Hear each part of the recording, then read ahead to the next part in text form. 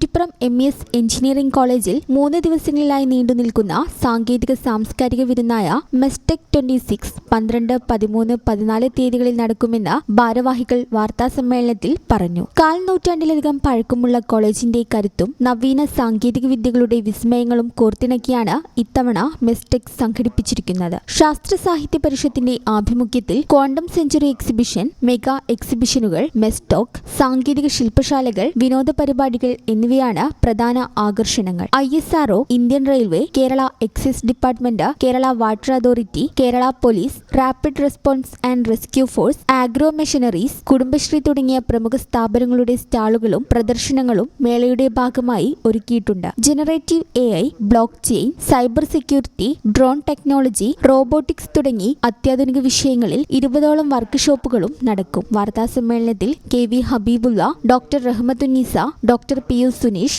Ebin C Jose, U Aman Gafoor, Safwan Zubair എന്നിവർ പങ്കെടുത്തു.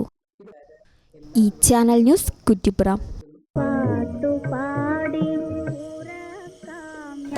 യൂണിവേഴ്സിറ്റിയിൽ അഡ്മിറ്റ് കാർഡ് വന്നുട്ടോ.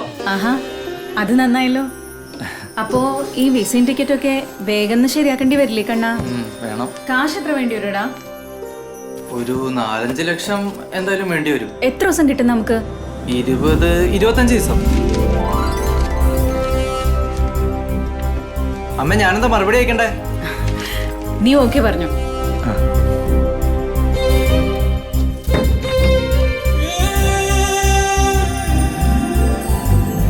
KSFE, ഈ നാടിന്റെ ധൈര്യം.